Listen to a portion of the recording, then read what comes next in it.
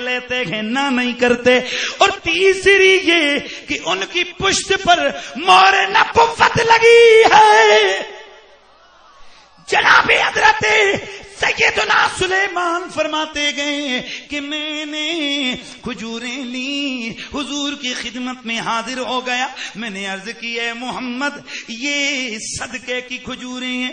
فرماتے ہیں میرے بیٹے بیٹے آپ نے خود نہیں کھائیں, اپنے غلاموں کو دی. فرمایا یہ غریبوں میں تقسیم کر دو. فرماتے ہیں دل میں خیال آیا چلو ایک نشانی تو پوری ہی ہو گئی. میں واپس آ گیا. پھر ایک دن میں کھجوریں لے کر پھر حاضر ہو گیا. میں نے عرض کی اے محمد یہ تحفہ لے کے آیا ہوں. سرکار نے خود بھی کھائیں اوروں کو بھی کھلائیں. میں نے دل میں کہا لو میری دوسری نشانی بھی پوری ہو گئی. اب محمد اٹھ کے چلنے لگے, آقا اٹھ کے چلنے لگے. میرے دل میں یہ خیال میرے دل میں یہ خیال گردش کرنے لگا, آئے کاش تیسری نشانی بھی دیکھنے کا کوئی سبب ذریعہ پیدا ہو جائے, کیونکہ وہ تو کندھوں کے درمیان ہے, اوپر کپڑا ہے اور مجھے معلوم نہیں. فرماتے ہیں آقا چلتے چلتے رک گئے. گج کے یار گج کے ذرا. چلتے چلتے آقا رک گئے اور پلٹ کے مجھے دیکھا. دیکھ کے مسکرائے, مسکرا کے فرمایا او سلیمان گھبراؤ نہیں, لو اب اپنا تیسرا نشان بھی پورا کر لو. سبحان اللہ کی آواز. سلیمان اپنا تیسرا نشان بھی, تیسری نشانی بھی پوری کر لو. اللہ اکبر.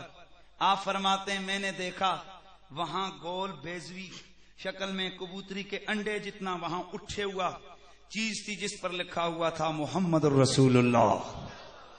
سبحان اللہ کی آواز آ جائے. اللہ اکبر. کیا لکھا ہوا تھا؟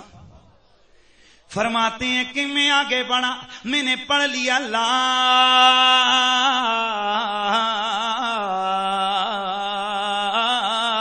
الہ الا اللہ محمد الرسول اللہ. کان جدھر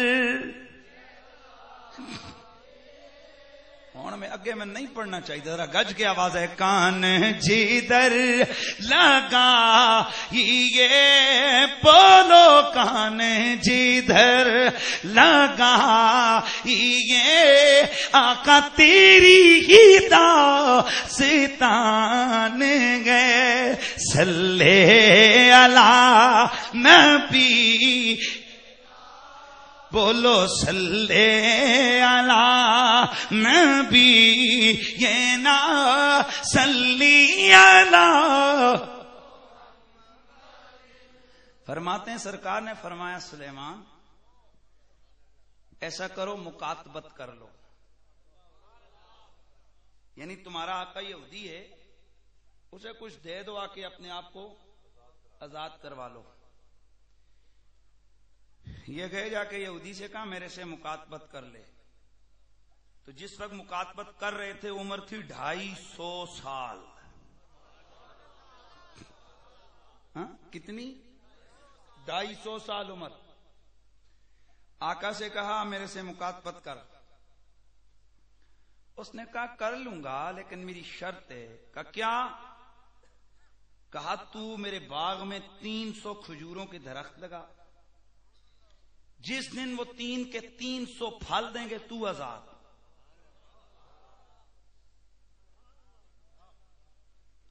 یہودیاں دا ذہن تکیا جے.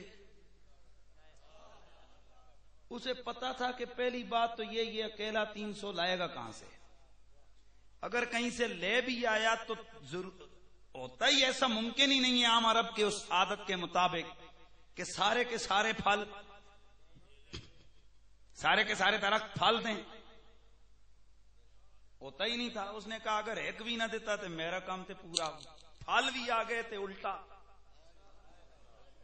اور دوسرا یہ بھی آپ کو پتا ہے کہ کھجور کا درخت بڑے ٹائم کے بعد پھل دیتا ہے. اس کو پتا تھا کہ یہ تو پہلے ہی بڈھا ہے, 250 سال اس کی عمر ہے, اب یہ پھل نکلتے نکلتے اس والا کام تو ہو جائے گا. کہا سن, صرف درخت ہی نہیں 40 اوقیہ سونا بھی. واپس حضور کے پاس ہے, یا رسول اللہ ہو گئی یہ مکاتبہ. فرمایا سلیمان کس پر؟ یا نبی اللہ, اس نے کہا کہ 300 درخت میرے باغ میں لگا, جس دن وہ پھل دیں گے تو آزاد, اور 40 اوقیہ سونا دے تو تو آزاد. آقا مسکرائے. میرے نبی نے چندہ کیا. گج کے بولو. میرے نبی نے چندہ کیا. اب چندہ دیکھ کیا کیا, میرے آقا نے اعلان کیا, فرمایا تمہارا بھائی سلمان فارسی, اس نے مکاتبت کی ہے, اس نے فلاں جگہ پر باغ لگانا ہے, اپنے اپنے باغوں سے کھجوروں کے درختوں کے بچے, یعنی چھوٹے درخت, اس کو تحفہ دو. صاحب آ گئے, کوئی 2 لا رہا ہے, کوئی 5 لا رہا ہے, کوئی 10 لا رہا ہے اپنے اپنے باغوں سے. کیوں؟ تاکہ ایک شخص غلامی سے بچ جائے.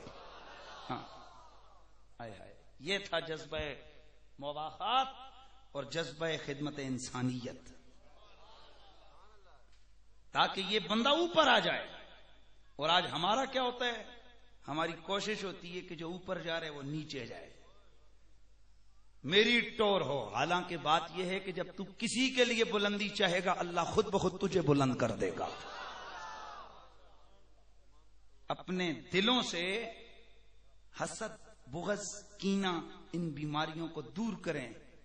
یہ مت دیکھیں, حسد نہ کریں, رشک کریں. حسد یہ ہوتا ہے کہ اس کو کیوں ملے, اس کو نہ ملے, مجھے ملے. اور رشک یہ ہوتا ہے کہ واہ واہ ربا تو نے اسے دیے تو مجھے بھی دے دے. ہاں, رشک کر سکتے ہو, حسد بولو نہیں کر سکتے ہو. جناب سلیمان فارسی رضی اللہ تعالیٰ عنہ, آپ نے عرض کیا نبی اللہ 300 درخت میں نے پورے کرنے ہیں. میرے کریم آقا نے چندہ کروایا, 300 درخت پورے ہو گئے. میرے آقا نے فرمایا جاؤ اب سلمان کے ساتھ مل کے وہاں کھڈے بھی کھودو. آئے ہائے ہائے, کیا پیار تھا یہ. اور یہ جذبہ اور کہیں نظر آئے یا نہ آئے, اگر منکر صاحب غور کرے نا تو میلاد کی محفلوں میں ضرور نظر آتا ہے.